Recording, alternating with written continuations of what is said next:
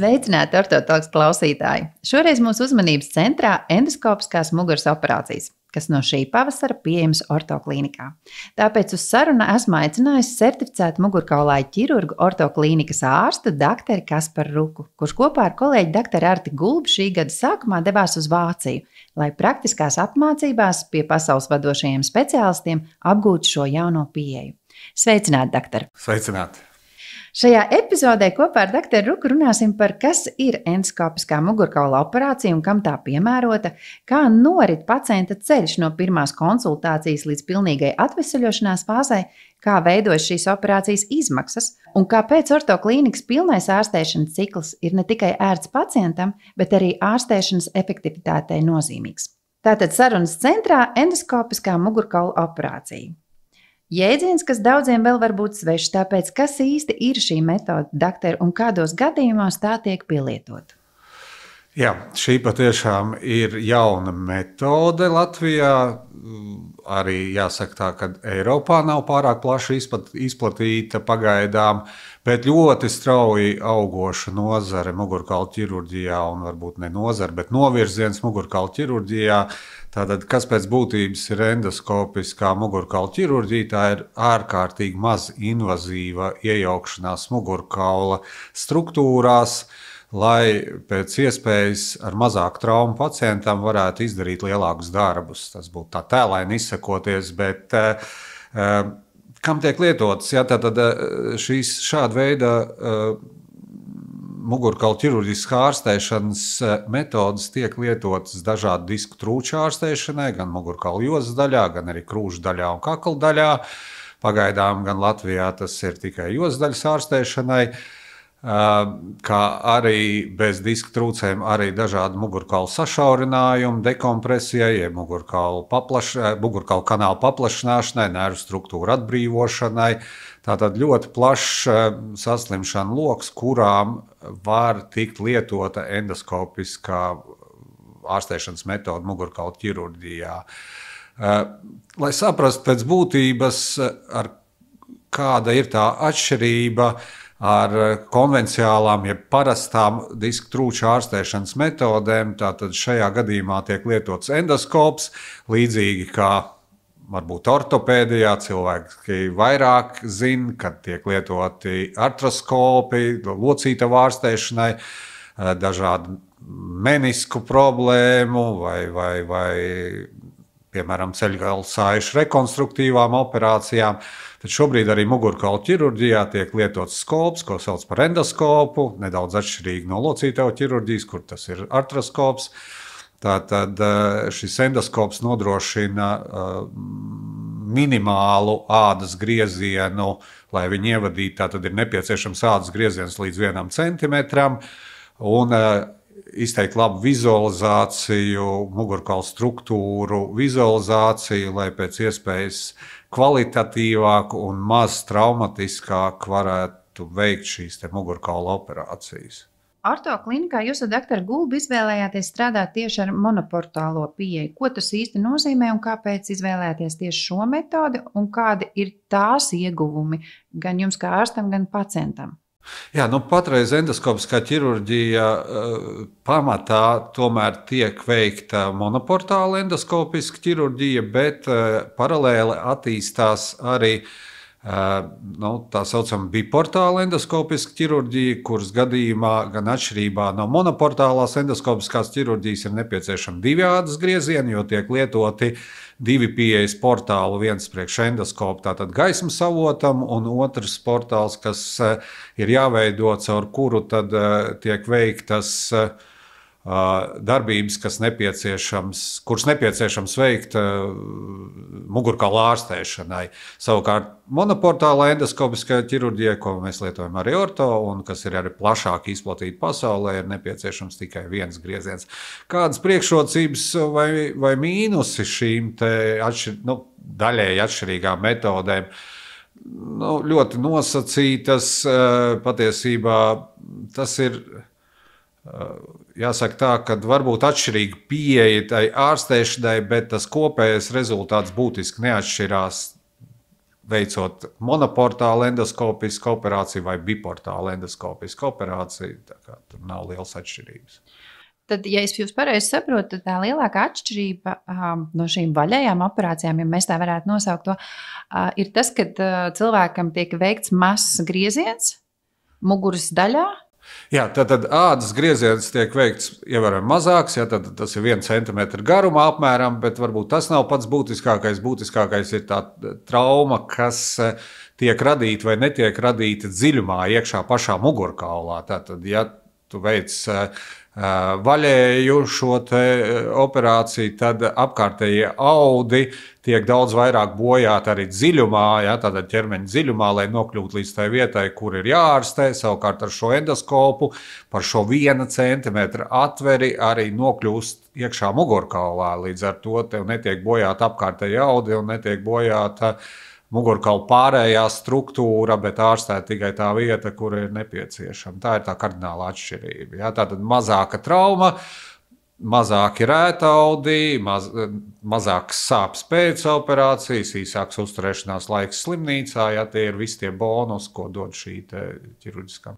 Arī operācijas ilgums ir savādāks? Tas ir kontroversāli, tas var būt dažādi. Protams, speciālistiem, kas ilgstošāk jau nodarbojas ar šo endoskopisko ķirurģiju, operācijas laiks ir krietni īsāks nekā tiem, kas varbūt tās ir salīdzinoši nesen sākuši šo operācijas metodu pielietot, bet viņš ir salīdzināms ar konvencionālo ārstēšanas metodu. Ar ko pacientam ir jārēķinās, ka viņš tad ir izvēlējies veikt šo operāciju? No tā brīža, kad pacients ierodas orto klīnikā līdz atgriešanās brīdim ierastajā dzīves ritmā. Kā tas varētu izskatīties? Tātad pacientam ierodoties orto klīnikā un, ja tiek konstatēta atbilstoša problēma, kas jāārstē ar endoskopisko mugurkaulu ķirurģiju, tad pacientam tāpat kā pirms jebkuras operācijas tiek veiktas pirmsoperācijas izmeklēšanas, analīzes, anesteziologa konsultācijas. Šis ir nemainīgi pacienta drošībai, neatkarīgi no tā, kāda operācija viņam tiek veikta. Iestājās pacients parasti vai no tās pašas dienas rītā vai iepriekšējās dienas vakarā, atkarībā no dažādiem apstākļiem.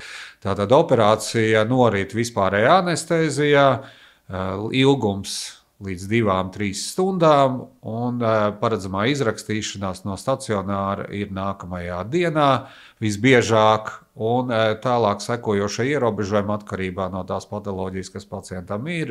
Tad šis rehabilitācijas periods var būt atšķirīgs no 4 līdz 6 nedēļām. Vai šis operācijas veids ir mazāk bīstams nekā atvērtais? Vai to vispār nevar tā kā salīdzināt? Tas ir grūti atbildāms jautājums. No drošības viedokļa es teiktu, ka abas metodes ir drošas, un šis nebūtu tas galvenais aspekts, ko būtu vērts salīdzināt. No drošības viedokļa abas operācijas ir vienlīdz drošas, bet ar iespējamām komplikācijām, kā jau ķirurģijā tas ir pierasts. Nav tā, ka šī veida operācijas būtu absolūti bez iespējamām komplikācijām. Vai šāda veida operācijas ir kādai pacientu grupai nepiemērotas? Gan jā, gan nē, un tas, protams, ir katra ķirurga izvēle, pirms viņš pieņem lēmumu, kā šo operāciju veikt, vai vaļējā veidā, vai endoskopiskā veidā, bet ir savas lietas, kad varbūt savu gadījumu, kad varbūt labāk ir šo operāciju veikt atvērtā veidā. Piemēram, ja ir, pieņemsim, diska bojājums, kas kombinējās ar ļoti aizaugušu sašaurinātu mugurkaulu kanālu, tad tas var būt izaicinoši endoskopiski veikt šādu operāciju, un tādos gadījumos labāk to ir darīt vaļēji. Kā arī, ja pacientam nepieciešama ir metāla implanta ievietošana, tad caur endoskopu tas īsti šobrīd nav izdarāms. Tā kā tas arī būtu gadījums, kad būtu vajadzīga vaļēja operācija. Orto klīnikā jau ir veikts vairākas šāda veida operācijas. Kādi ir tie pirmie jūsu novērojumi pēc šādām operācijām? Vai jau ir kaut kādi novēroti ieguvumi pacientiem, vai tieši pretēji varbūt kādas blaknes, ar ko jārēķinās pacientiem? Ieguvumi, tas, ko mēs redzam jau no pirmajām operācijām, ir tādi, ka pacientiem tik tiešām šīs pēcoperāciju sāpju sajūtas ir ievērojami mazākas. Tātad, respektīvi, bieži vien viņi gandrīz nav vispār, ja, tātad nav pēc operācijas jālieto pretsāpju līdzekļi, ir agrīnāka šī te rehabilitācija, ja, ilgtermiņā. Patreiz tādas personiskās pieredzes mums nebūs, ko mēs varam padalīties, bet īstermiņā mēs redzam, ka pacienti jūtās labāk. Protams, būtisks jautājums ir arī par operācijas izmaksām. Ortoklinikā šāda veida operācija maksā sākot no 4,5 eiro. Kā šī summa veidojas un kas tajā ir iekļauts? Jā, tad šāda veida operācijas, protams, ir dārgākas, jo šajās operācijās ir jālieto instrumentārijs, kas ir vienreiz lietojams. Un šī instrumentāri, daudz no instrumentiem ir vienreiz lietojami, un viņu izmaksas ir pietiekoši dārgas. Tāpēc šāda veida operācija ir dārgāka nekā konvencionāla operācija. No jūsu pieredzes, doktor, kā mēs izskatāmies uz Eiropas fona? Cik zināms, Vācijā šādas operācijas maksā sākot no 7,5 eiro. Vai varam teikt, ka Latvijā šī tehnoloģija pacientiem ir pieejamāka un kā kopsumā jūs vispār vērtējat mugurkaulu ķirurģijas kopējo līmeni Latvijā?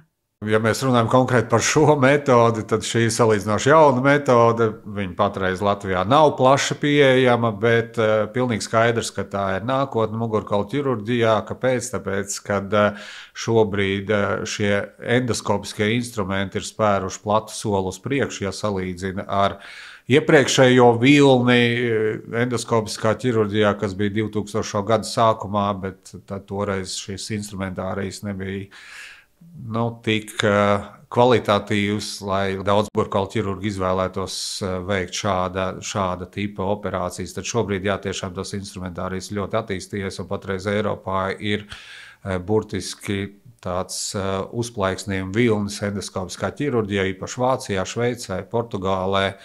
Nerunājot jau par Āziju, Āzijā tas jau ir ilgstoši ārkārtīgi populāra ārstēšanas metode. Arī Amerikā šobrīd, Amerikas Savienotās valstīs, arī šī metode uzņem apgriezienus. Attiecībā par šo metodi uz kopējā fona, patreiz, protams, grūti spriest, cik Latvijā tas tiešām ir tāds jaunums. Ja mēs runājam par tādu vispārējo mugurkaulu ķirurģijas attīstību, jāsaka tā, ka Latvijā ir pieejams visa veida mugurkaulu ķirurģiskas ārstēšanas veidi, tādi paši kā pieejami visā pasaulē. Jautājums, protams, ir par apmaksu, jautājums ir par mugurkaulu ķirurgu skaitu Latvijā, kurš ir daudz par maz, bet citādi, protams, tie veidi, ko Latvijā var veikt mugurkaulu ķirurģijā, operācijas veidi, viņi ir līdzvērtīgi Eiropai vai pasaulē. Nav nekas tāds, ko Latvijā nevarētu izdarīt. Sarunas sākumā minēja, ka ortoklīnikas pieeja balstās uz pilnu ārstēšanās ciklu no ārsta vizītēm, diagnostikas un operācijas un līdz pat rehabilitācijai. Tas ir, protams, ļoti ērti arī mūsu pacientiem, bet arī ārstēšanas kvalitātei svarīgi. Un prezentējot arī šo jauno metodu ortoklīnikas komandā, jūs ar doktoru Gulbu vairāk kārt uzsvērāt, ka tas ir komandas darbs. Līdz ar metodas ieviešanu tika apmācīti arī klīnikas fizioterapeiti. Kā šī sadarbība notiek praksē un kā veidojas šis komandas darbs un kā fizioterapeiti papildina šo ķirurģijas daļu? Jā, ļoti labs jautājums. Protams, kad tas ir komandas darbs un tajā ķēdītē iztrūkstot kādam posmam, tas rezultāts bieži vien arī nav tāds, kā vēlētos pacients. Un fizioterapeits, protams, ir absolūti svarīgs šīs ķēdes posms, un mēs vienmēr cenšamies nogādāt informāciju arī fizioterapeitiem par jaunākajām lietām, mugurkaulu ķirurģijā, metodēm vai kaut kādām ārstēšanas izmaiņām, un līdz ar to ortoklīnikas fizioterapeiti ir ļoti labi informēti par to, kas notiek ķirurģijā, kādas ir izmaiņas, kādas ir novitātes, kas mainās varbūt viņu darbā, kam jāpievērš vairāk uzmanība, un šīs aspekts, protams, ir ārkārtīgi svarīgs. Vai rehabilitācijas process pēc šīm endoskopiskajām operācijām ir savādāks nekā pie tradicionālajām operācijām līdz šim? Gan jā, gan nē. Tātad jautājums tur var dalīt vairākos posmos. Tātad ir agrīnā rehabilitācija, kas pie konvencionālās metodas prasa vairāk medikamentus, varbūt nedaudz striktāk ierobežojumi, ņemot vērā to, ka operācijas brūce ir lielāka un iespējams ir tātad pie tādām straujākas rehabilitācijas, aktīvākām kustībām var veidoties kāda sāsiņojuma operācijas brūcē, savukārt pie endoskopiskās pieejas šādas te praktiski komplikācijas nav. Tātad agrīnā periodā pie endoskopijas, kas ķirurģiskas ārstēšanas pacients var būt nosacīt aktīvāks, bet lielās lietas paliek nemainīgas, tātad ir vajadzīgi gan fiksējoši josdaļas korseti pirmās 3-4 nedēļas, gan arī ierobežots ļoti aktīvas kustības josdaļā, tās nebūtu vēlamas. Jā, bet kopējais rehabilitācijas ilgums līdz darbam, līdz sportam patiesībā ir nemainīgi atšķirīgs arī no vaļējas ārstēšanas metodas. Noslēdzot mūsu sarunu, vai ir vēl kaut kas tāds, ko jūs vēlētos piebilst par šo tēmu, ko mēs šodien neapspriedām, bet kas jūsuprāt ir svarīgi pacientiem zināt? Šobrīd mēs runājam par nosacītu jaunu metodi mugurkaula ķirurģijā Latvijā, bet es esmu gandrīz 100% pārliecināts, ka pēc gadiem 10 šī vairs nebūs jauna metode. Šī varētu būt vienīgā metode šādu te saslimšanu ārstēšanā, jo, jāsaka, es atceros vēl tos laikus, tad, kad es biju tikko galīgi jauns un sāku strādāt mugurkaula ķirurģijā, bija vēl senākas metodas, kā tika ārstēts diska trūces vai mugurkaula kanāla sašaurinājums, un toreiz tas likās absolūti laba metode, un tad nāca ēra ar mikrodiskektomijām, ar mikroķirurģiskām ārstēšanām, lietojot mikroskopu, un šobrīd patiesībā jau grūti iedomāties, ka kāds varētu veikt kādu mugurkaula operāciju, dekompresijas operāciju bez mikroskopa. Tad tagad es redzu, kā tas endoskops aizņem savu vietu mugurkaula ķirurģijā, un visdrīzākais tuvāko gadu laikā viņš pārņems mikroskopu funkciju mugurkaula ķirurģijā. Šai operācijas veidam nav vecuma ierobežojumi? Nē, absolūti nē.